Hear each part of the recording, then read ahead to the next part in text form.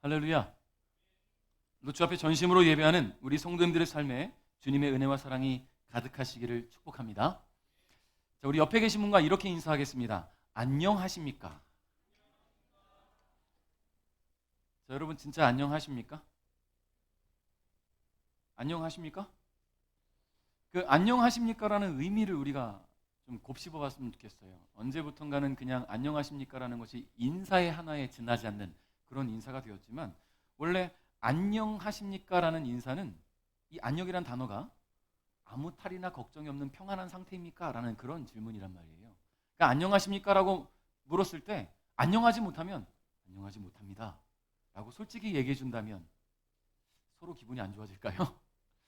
안녕이란 말은 그만큼 굉장히 중요한 의미를 담고 있어요. 내 지금 마음 상태가 평안한지, 내 마음이 지금 안식하고 있는지, 아니면 여러 문제들 때문에 좀 고통 가운데 있는지, 그런 우리의 마음의 표현들이 안녕하십니까? 라는 인사를 들었을 때에 겉으로 드러날 수 있을 것 같아요. 얼마 전에 제가 제일 친한 친구가 이제 윤승재 목사님 아닙니까? 아닙니까? 사투리가 식사를 같이 했어요. 윤승재 목사님과 또 함께 사역을 했었던 선배 목사님과 또 제 아내와 이렇게 제가 너무나 좋아하는 갈비를 먹으러 갔습니다. 무한으로 리필해주는 갈비집에 가서 열심히 배가 고팠던지라 열심히 구워 먹었어요. 막 굽는 족족 막 입에 들어가요. 저는 제일 맛있는 갈비는 남이 구워주는 갈비라고 생각해요. 윤승재 목사가 참 잘 구워요. 그래서 저는 열심히 먹기만 합니다. 자, 한참 갈비를 먹다가 이런 생각이 갑자기 제 머릿속에 휙 지나갔는데, 그래서 그 생각이 지나가서 먹으면서 씹으면서 그 생각을 하다가 앞에 있는 목사님들에게 질문을 했어요. 제 머릿속을 스쳐 지나간 저 스스로에게 던지는 질문이 뭐였냐면, 나는 지금 즐거운가? 나는 지금 행복한가? 지금 입은 즐거워. 갈비를 먹고 있으니까. 굽는 족족 먹으면서 정말 행복한데 정말 즐거운가? 라는 생각을 해봤어요. 정말 행복한가? 질문을 했습니다. 선배 목사님께. 형님 요즘 즐거우십니까? 뜻밖의 질문이었는지 쉽게 대답을 하지 못하십니다. 제가 스스로에게 질문했을 때도 마찬가지였어요. 답이 안 나오더라고요. 근데 이 목사님도 마찬가지예요. 이런 이야기를 나눴어요. 요 근래 제 삶이 굉장히 만족스럽거든요. 좋아요. 좋고 만족스러워요. 가정도 좋고 아내와의 관계도 참 좋고 우리 교회 사역도 우리 성도님들 너무 좋아요. 사랑하는 사람들, 지인들 만나는 거 너무 좋아요. 그런데 그 모든 관계와 만남 또 사역과 상황 속에서 과연 내가 요즘 즐거워하고 있나? 행복을 느끼고 있나? 라는 질문을 했을 때 제가 내린 결론은 모르겠다였어요. 좋다라는 감정이 즐겁다라는 감정으로 이어지질 않더라고요. 좋다라는 그 생각이 행복하다라는 감정으로 이어지지가 않는 거예요. 좋은데 즐겁지가 않아요. 좋은데 행복하지가 않아요. 여러분 즐거우면 바로 표현될 건데 행복하다면 바로 드러나겠죠.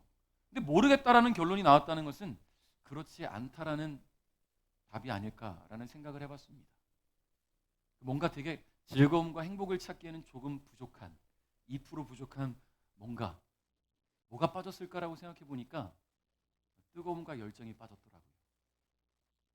좋은 것만 생각하다 보니까 좋다는 것들에만 집중하다 보니까 하나님과의 관계도 또 가정에서도 교회에서도 제가 더 열정적이게 해왔던 것들이 조금 빠졌다고 합니다. 평안한 것이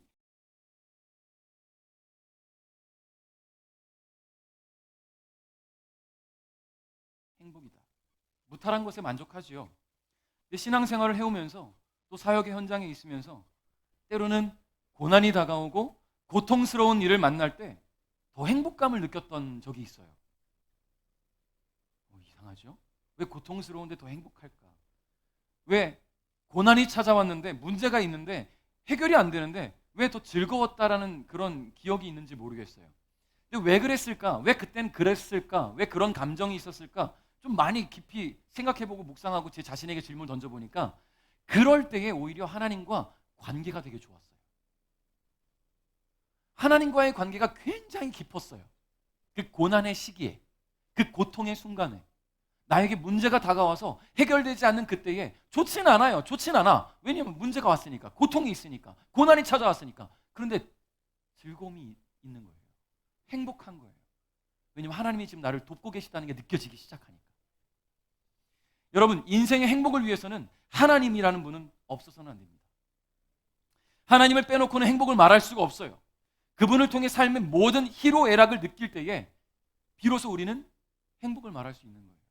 여러분, 희로애락이 뭡니까? 기쁨도 있겠지만 슬픔도 있고 분노도 있는 거예요. 근데 희로애락이 하나님을 통해 느껴진다면 그 모든 감정들은 행복으로 갈 수 있다는 것을 좀 깊이 생각해 봤어요. 단순히 평안한 삶에서 어떤 만족감을 느끼던 삶은 살아있음에 감사하게 되고 살아있게 하신 주님께 감사하는 삶으로 변화될 것입니다. 그러므로 오늘 우리 남성 목장 헌신 예배를 통해서 여러분 자신과 하나님과의 관계를 다시 한번 돌아볼 수 있기를 바랍니다. 여러분의 삶 속에 함께 하시는 그 하나님이 여러분에게는 어떤 분이신지, 혹시 그분을 내가 잊고 지내지는 않았는지 우리 한번 묵상해보는 그런 시간이 되었으면 좋겠어요. 여러분, 어린 시절을 돌아보니까요 많은 것들을 잃어버렸던 기억이 나요. 특히 초등학교 때는 참 많이 잃어버리죠. 중학교 때. 여러분 보통 뭐 많이 잃어버리십니까? 우산은 왜 그렇게 잃어버립니까? 그렇죠? 우산은 정말 많이 잃어버려요. 어제 이광열 집사님, 김하영 집사님 이사를 해서 같이 도와드리고 가서 이런저런 얘기를 나누는데 저 집에 우산이 2개밖에 없대요. 잃어버리지도 못해. 잃어버리면 사야 돼. 근데 저희 집에 우산이 많아요. 하나 갖고 와야 되는데 준다고 해놓고 또 잃어버렸어요. 여러분, 어렸을 때는 우산을 참 많이 잃어버렸어요. 실내화 가방도 참 많이 잃어버렸던 기억이 나요. 집 열쇠도 참 많이 잃어버렸어요. 그래서 잃어버리면 눈앞이 갔다가 복사하고 챙겨놓고 그랬던 기억이 나는데, 여러분 우산이나 이런 실내화 가방 같은 거는 좀 큰 거다 보니까 잃어버리지 않으려면 좀 신경을 써야 돼요. 근데 열쇠는 어떻습니까? 잃어버리지 않을 수 있는 방법이 하나 있어요. 열쇠고리에 걸어서 여기다 차죠. 근데 요즘 차고 다니는 분들은 별로 안 보이긴 하는데 어렸을 땐 그거 왜 이렇게 차고 다녔나 몰라요. 그렇죠? 고등학교 때는요 패션 열쇠고리가 있었어요. 여기다 걸면 체인이 쭉 내려와서 끝에 열쇠가 걸리고 주머니 넣으면 체인이 이렇게. 패션이에요. 한간에는 뭐 양아치들이 하고 다니는 짓이라 말할 수 있겠지만 그런 열쇠고리들을 걸고 다녔던 기억이 납니다. 요즘은 열쇠고리라는 표현을 잘 안 쓰죠. 키링이라고 쓰죠. 키링. 여러분, 이 키링이라는 것, 열쇠고리라는 것은요 열쇠와 내 몸을 이어주는 역할을 하잖아요. 연결고리가 된다라는 말입니다. 이 연결고리 때문에 잃어버리지 않을 수 있다라는 거예요. 그 말씀을 드리고 싶은 거예요. 여러분, 우리 삶에도 연결고리가 필요합니다. 소중한 것을 잃어버리지 않기 위한 연결고리. 그럼 여러분의 삶에 가장 소중한 게 뭘까? 사랑하는 사람이라 말할 수 있을 테고, 친구라 말할 수 있을 것이고, 또 지인이라고 말할 수도 있을 겁니다. 근데 어떤 사람들은 아끼는 물건일 수도 있고요. 내가 안식을 취한 내 소중한 집이라고 말할 수도 있겠죠. 근데 어떤 분들은요, 평안하다라고 느껴지는 그 삶 자체를 소중하게 여기시는 분들 계세요. 무탈하면 그 삶이 너무나 평안한 거, 소중한 거예요. 근데 왜 그런가 보니까 우리가 너무 많은 삶의 일들 때문에 지쳐 있어요. 여러분 지쳐 있지 않습니까? 그러다 보니까 그 평안한 삶이 너무나 만족스러워요. 주말에 아무 일이 없을 때 소파에 앉아서 커피 한잔 하면서 시원한 솔솔 부는 바람을 창문 열고 만끽할 때, 너무 이거는 뭐 저희 짜맞춘 같은 그런 쉼이 있는 그럴 때 안식을 느끼잖아요. 소중하게 여깁니다. 여러분, 평안한 삶 좋아요. 아무런 걱정도 염려도 없는 평안한 삶 너무 좋지요. 문제를 만나기 원하는 사람은 아무도 없을 겁니다. 다들 고통이나 고통의 순간은 내 삶에서 좀 피해가기를 원해요. 근데 살아보니까 그렇지 않아요. 저도 좀 살아보니까요 벌써 46이 됐어요. 벌써 이제 올해 중반이 넘어가면 2살 줄어요. 대통령님께 감사해요. 2살을 줄여주셔서 자, 만 나이로 가니까. 그런데 여러분, 살아보니까 늘 문제가 내 앞을 가로막아요. 건강이라는 문제가, 경제적이라는 문제가, 관계라는 문제가 내 앞을 가로막아요. 좀 제껴놓은 것 같으면 고통이 뒤를 따라와요. 그리고는 자꾸 발목을 잡습니다. 못 가게 말이죠. 그런데 구원받은 하나님의 사람들에게는 평안의 의미가 조금 달랐으면 좋겠어요. 아무런 걱정도 염려도 없는 평안이 아니라 하나님이 함께 하시며 동행하시는 평안을 우리는 좀 추구했으면 좋겠습니다. 왜냐하면 인간은 하나님의 은혜 없이 살아갈 수 없기 때문이지요. 하나님이 함께 하시면 다가오는 고난도, 위협을 주는 장애물도 문제가 되진 않아요. 함께 하시는 주님께서 평안을 주시기 때문이에요. 그러니 이런 평안을 삶 속에서 늘 경험하며 살아가기 위해서는 하나님과의 관계가 잘 이어져 있어야 되는 거예요. 잘 이어져 있으십니까? 여러분, 이어져 있는지 돌아보려면 하나님과 내가 이어져 있을 수 있도록 그 중간에 연결고리가 안전한지 탄탄한지 봐야 되는데, 그 연결고리가 뭐냐면 예수 그리스도예요. 할렐루야. 14절 한번 읽어볼게요. 시작.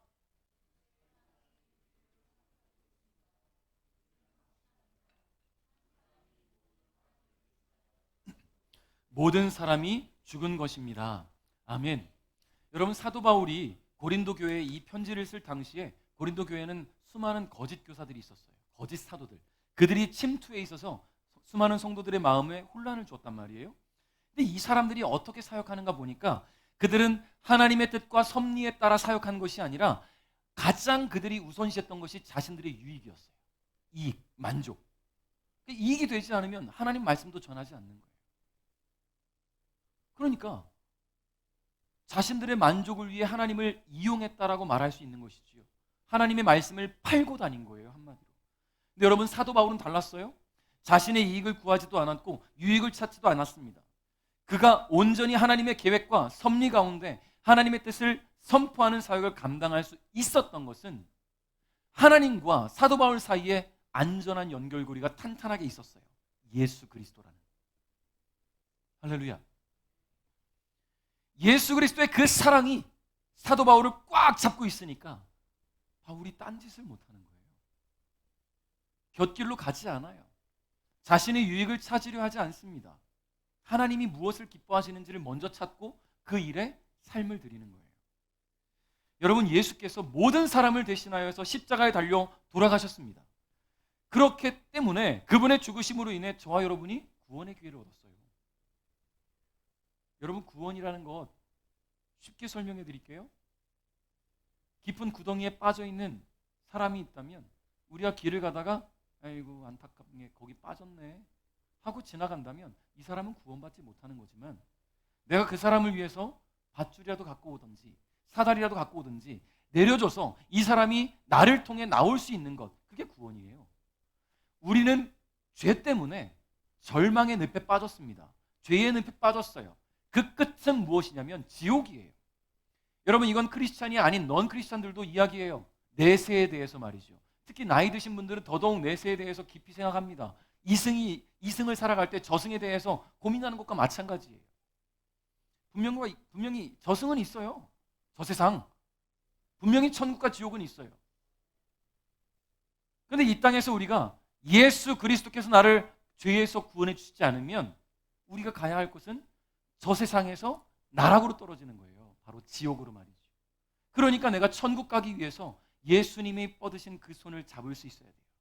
보이지 않는 예수님을 어떻게 잡겠습니까? 마음으로, 믿음으로 잡는 거예요. 여러분, 믿음이라는 게 쉽사리 생기지 않을 때도 있어요. 기도가 쉽지 않잖아요. 그럴 때는 어떻게 기도하셔야 될까요? 예수님, 믿음을 주십시오. 믿음을 달라고 기도하는 거예요. 그러면 예수님이 연결고리가 되어주셔서 하나님과 우리를 잘 이어주실 줄 믿습니다. 성도 여러분, 하나님과 잘 연결되어 있으십니까? 혹시 그 연결고리를 잃어버리진 않으셨어요? 삶 속에서 예수님을 잊는다면 하나님과의 관계도 끊어지게 된다는 것을 우리는 잊지 않았으면 좋겠습니다.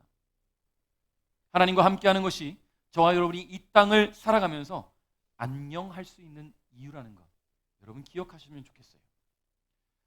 15절 말씀 한번 읽어볼까요? 15절 시작.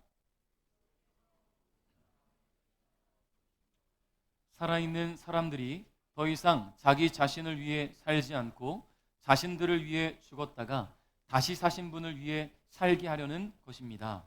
아멘. 자, 여러분, 왜 살고 계십니까? 살아있는 것에 대해서 왜라는 질문은 참 뜬금없는 질문이죠. 좀 이상한가요? 살아있으니까 살고 있겠죠. 숨쉬니까, 호흡하니까. 근데 어떤 이들은 이런 말을 합니다. 먹기 위해 산다고. 어떤 이들은 일하기 위해 살지요. 그럼 왜 일하는가 보니까 평안한 삶을 위해서, 만족한 삶을 위해서 일한다고 하죠. 어떤 이들은 놀기 위해 산다고 하고요. 어떤 이들은 행복하기 위해 산다고 합니다. 그만큼 우리는 무엇인가를 위해서 살아있어요. 중요한 것은 살아있다라는 거예요. 분명 숨쉬고 움직이며 앞에 놓인 삶을 살아가고 있는데요. 때론 삶에 지쳐서 왜 살아야 하는지, 어떻게 살아야 하는지 갈 길을 찾지 못할 때도 있어요. 그런 고민과 번민 속에 빠져있는 이들 가운데 쉽사리 해답을 찾지 못한 이들은 안타까운 결말을 맺기도 하지요. 잘못된 길을 가기도 해요. 사실 이 사도 바울이 증거하는 이야기가 우리에게 얼마나 큰 의미가 있는지 몰라요. 예수님께서 모든 사람들을 대신해 죽으신 목적, 그 목적이 무엇이냐? 그분의 죽으심으로 말미암아 살아있는 사람들이 자신들을 위해 죽었다가 다시 사신 분을 위해 살아가는 것, 그 목적이에요. 여러분, 우리가 살아야 하는 목적이 뭡니까? 나를 구원하신 예수님을 위해 살아가야 되는 거예요. 목적이 분명하면 삶을 놓아버릴 수가 없습니다. 다시 말해 나를 구원하신 예수님을 위해 살아라. 사도 바울은 그렇게 가르치고 있어요. 사실 죄에서 구원받은 사람이 예수 그리스도를 위해 사는 것은 당연하죠. 여러분, 큰 은혜를 입었다고 생각해 보십시오. 그 은혜를 베푼 사람에게 내가 무엇이든 못하겠습니까? 안 그래요? 갚을 수 없는 은혜를 입었는데 어떻게 그분을 위해 살지 않을 수 있겠어요? 그럼에도 불구하고 예수 그리스도를 위해 살지 못하는 것은 삶의 목적이 이 세상에 매여 있기 때문이에요. 그러다 보니까 매일의 삶이 내가 좀 깨야 하는 퀘스트 같은 거예요. 통과해야 되는 거죠. 그래야 다음 단계로 진행할 수 있는, 그렇게 우리가 하루하루를 살아가고 있는 것 같아요. 영문도 모른 채 버텨내야만 하는 극한의 삶이라고 생각하는 분들도 계실지 모르겠습니다. 그런 우리에게 사도 바울은 분명한 삶의 목적을 던져줍니다. 예수님을 위해 살아라. 할렐루야. 예수님은 앞서 말씀드린 것처럼 하나님과 우리를 이어주는 연결고리가 되어주셨어요. 그러니 하나님과 계속 이어져 가기 위해서는 예수님의 역할이 매우 중요하지요. 그러므로 우리는 예수님을 위해 살아야 하는 것입니다. 나를 구원하시고 하나님의 자녀 삼아주신 예수님을 위해서 오늘도 주어진 삶을 잘 살아가는 것, 오늘 우리에게 주어진 삶의 목적이라는 거예요. 17절 읽어볼게요. 시작.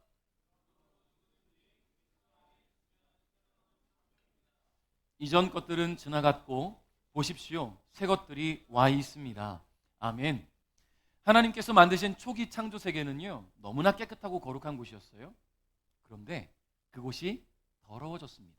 타락한 인간 때문에, 죄 때문에 말이죠. 더 이상 기대할 것 하나 없는 타락한 세상 속에서 사람들은 더 악해져 갑니다. 악한 삶을 살아가요. 여러분, 나는 악하지 않아, 나는 죄가 없어라고 말할 수 있는 사람이 누가 있겠어요?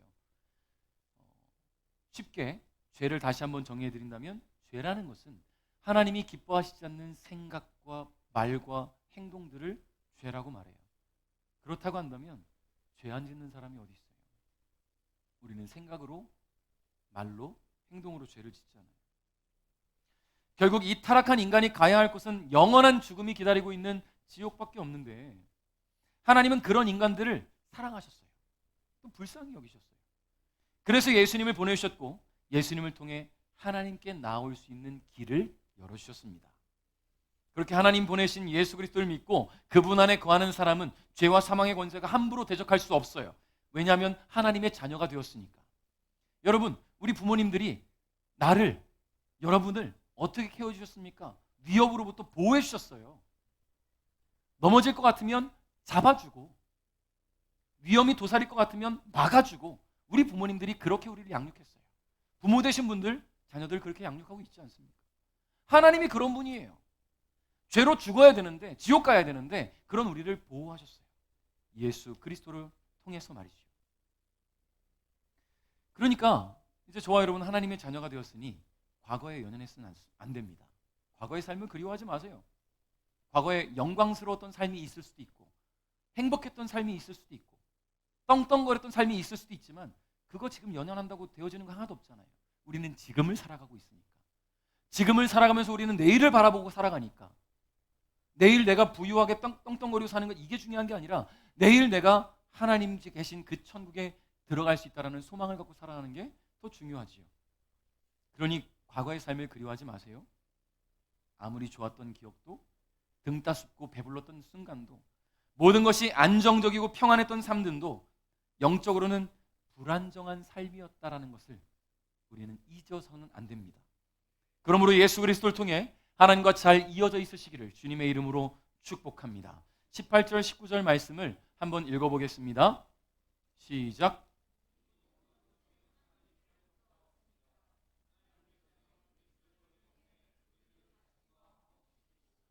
또한 우리에게 화목의 직분을 맡기셨습니다.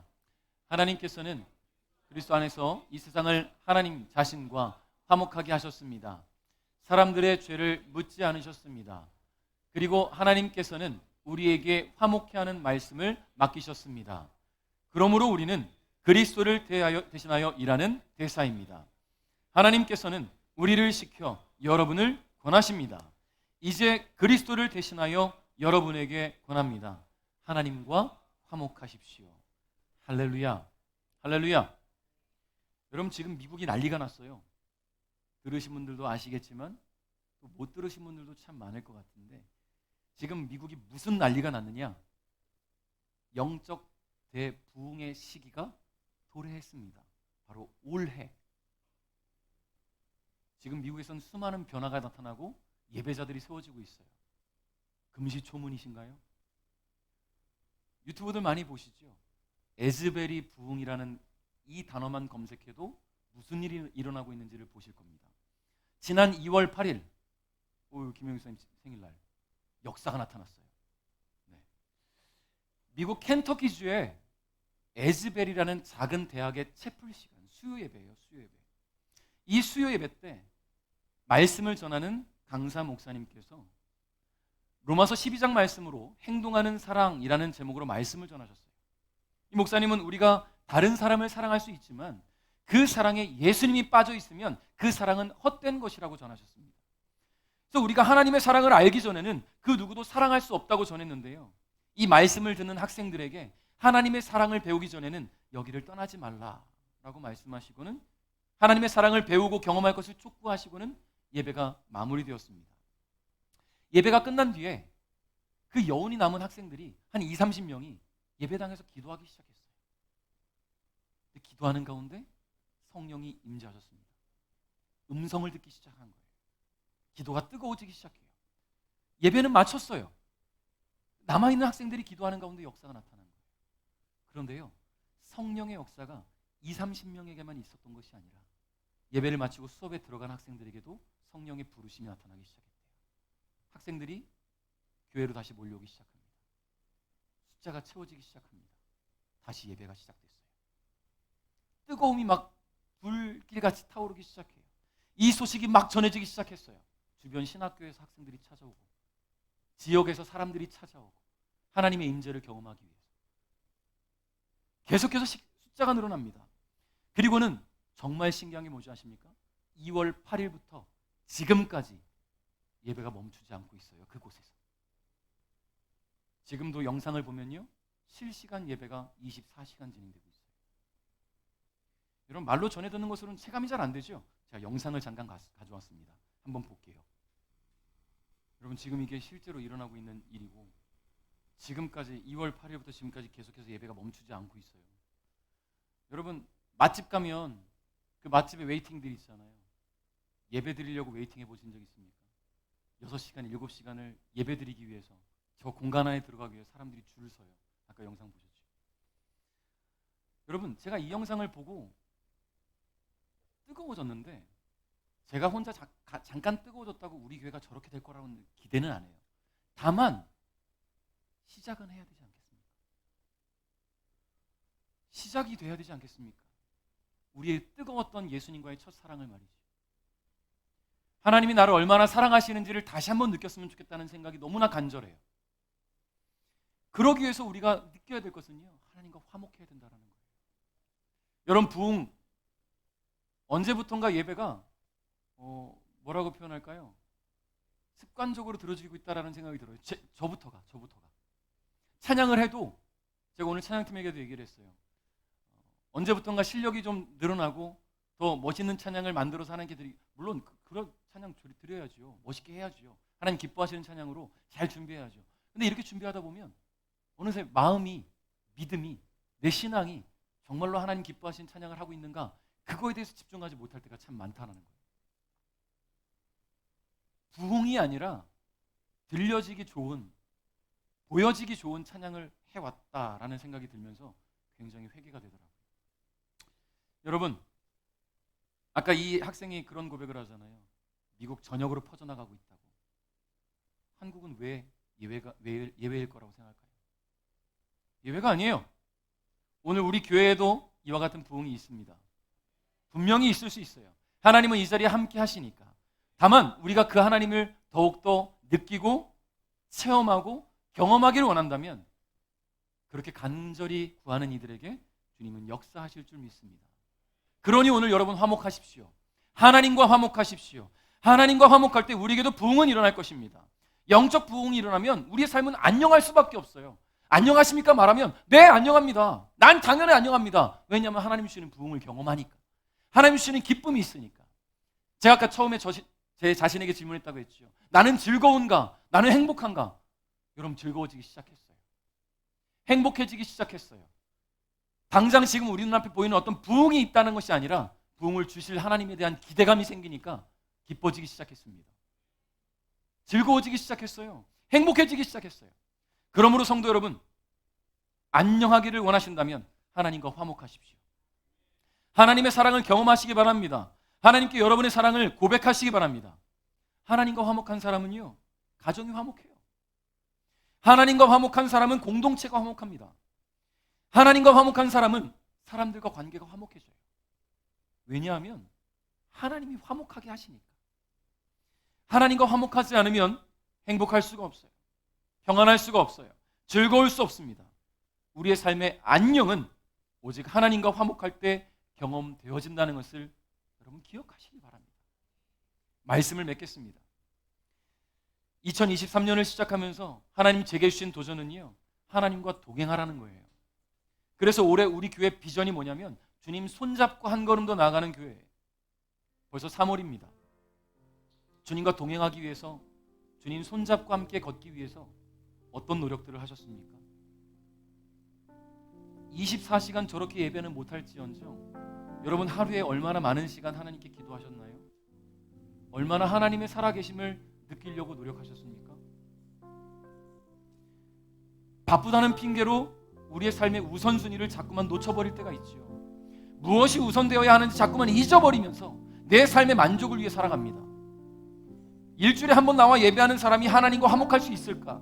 일주일에 한 번 나와서 기도하는 사람이 하나님과 깊은 교제를 나눌 수 있을까?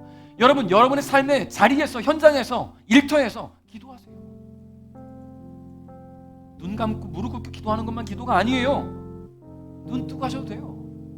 다만 그 자리에 하나님의 임재를 간절히 기대하면서 기도해 보세요. 제가 학창 시절에 고등학교 때 굉장히 뜨거웠거든요.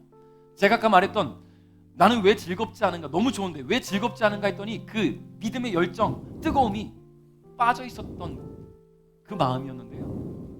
그 모든 것들이 가득 차 있던 때가 언제인가 보니까 고등학교 때였어요. 고등학교 때 저희 우리 베델교회 학생들이 은혜를 너무 많이 받았거든요. 그래서 우리끼리 모임을 만들었어요. 전도사님한테 얘기도 하지 않고 선생님들한테 얘기도 하지 않고 토요일날 우리끼리 모였어요. 다 고등학생들이에요. 우리끼리 기타 치고 찬양했어요. 우린 설교할 능력이 없으니까 같이 성경을 읽었어요. 그리고는 같이 성경을 읽고 또 찬양하고 기도했어요. 1시간, 2시간을 그렇게 고등학생들이. 뜨거웠어요. 제가 고3 때, 고3 하면 보통 어디 갑니까? 독서실 가야죠. 공부해야죠. 저는 그 고3 때를 잊지 못하는 게, 물론 독서실도 갔어요. 근데 밤 12시가 되면 독서실을 나와요. 집에는 3시에 들어갔는데, 그럼 그 3시간을 어디가 있었느냐? 교회가 있었어요. 개운감리교에서 저와 똑같은 위치에 있는 고3 학생들이 함께 기도했어요. 3시간 동안 우리의 삶을 맡기고 하나님께 미래를 맡기고 기도했다는 거예요. 공부도 중요한데 더 중요한 건 하나님과의 관계잖아요. 그걸 놓치지 않으려고 고3 학생들이 1년 동안 그렇게 기도했어요. 그리고 우리끼리 그 기도 모임에 이름을 만들었습니다. 기도패라고 말이죠. 그 누구도 우리를 넘어뜨리지 못할 거라고 말이죠. 그 기도의 순간들을 놓치지 않았던 그 고3들이요, 지금 각자의 삶의 영역에서 잘 살아가고 있어요. 하나님 기뻐하시는 삶으로 말이죠. 여러분, 즐거우십니까? 행복하십니까? 빠져있다면, 뜨거움이 빠져있다면, 열정이 빠져있다면 오늘 다시 한번 공급해 보시는 건 어떨까요? 주님이 주시는 이 에즈베리의 부흥이 오늘 여러분의 부흥이 될 수 있길 바라요. 우리 베델교회의 부흥이 될 수 있길 바랍니다. 우선순위를 잊어버리지 않고 세상 유익과 만족이 아니라 하나님 기뻐하시는 것을 먼저 생각하여서 하나님과 화목을 이루고 살아가는 저와 여러분 됐으면 좋겠어요. 여러분, 오늘 말씀 마음에 기억하시면서 이 에즈베리의 부흥의 역사를 다시 한번 떠올리시면서 여러분의 마음에도 주님 주시는 부흥의 실마리가 있으시길 바랍니다. 죄인 되었던 우리를 구원하시고 하나님의 자녀 삼아주시고 구원의 자리로 인도하신 그 하나님의 크신 사랑이 오늘 우리 안에 열심히 뜨겁게 강렬하게 경험되어져서 앞으로 우리가 살아가야 될 모든 삶 속에 하나님의 동행이 있으시기를 주님의 이름으로 축복합니다. 우리 함께 찬양할 텐데요, 오랜만에 나누는 찬양인 것 같은데 이 찬양의 고백이 우리 모두의 고백이 됐으면 좋겠어요. 우리가 잊지 말아야 될 것, 나는 죄인이야. 근데 주님이 나를 의롭다 하셨어요. 나를 자녀 삼아주셨어요. 우리 같이 고백했으면 좋겠습니다. 나 같은 죄인 살리시고, 나 같은 죄인 살리시고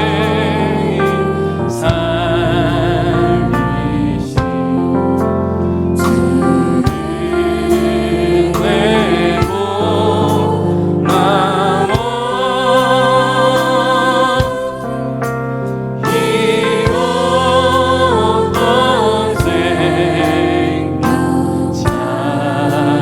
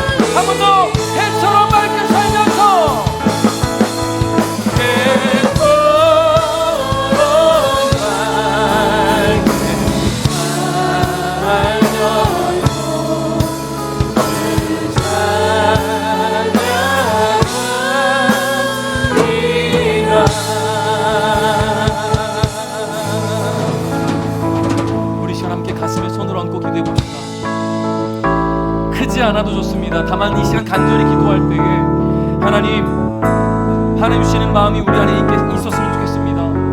하나님의 그 부흥이 내 안에 있었으면 좋겠습니다. 어떻게 기도해야 될지 모르는 나의 마음에 하나님 믿음을 주시고 부흥을 주시고 하나님의 사랑이 깨달아지는 은혜가 있게 하여 주시옵소서. 하나님, 그래서 세상적 만족과 유익을 통한 안녕이 아니라 하나님 한 분을 통해 주어지는 안녕을 내 삶에 채워나갈 수 있도록 주님 역사해 주시고, 내 삶에 다가오는 모든 고난도, 모든 고통도, 모든 문제도 주님과 함께하기 때문에 즐겁고 행복한 삶이 될 수 있도록, 그 가운데서 주님 주시는 형통과 성공을 경험하는 하나님의 백성 될 수 있도록 함께해달라고 우리 주님 앞에 이 시간 마음 모아서 함께 기도합니다. 조용히 기도해 주십니다. 조용히 기도해 주십니다. 우리 그날 간절히 주님 앞에 기도하며 나가겠습니다. 할렐루야. 주님, 주님의 주님 아버지, 하나님 영광의 주님을 의지하며 주님을 찬양하는 백성 될 수 있도록 주님 영광 받아주시고 하나님 역사하여 주셔서 우리 안에 주님 주시는 즐거움이 있기 원합니다. 우리 안에 주님 주시는 은혜가 있기 원합니다. 하나님, 세상 따라가면서 만족하지 않게 하시고 세상이 주는 평안함을 얻지 않게 하시고 하나님 주시는 만족과 하나님 주시는 대로 하나님 오늘 살아갈 수 있는 하나님 백성 될 수 있도록 주님 축복하여 주시면서 하나님과 화목한 자리 되기 원합니다.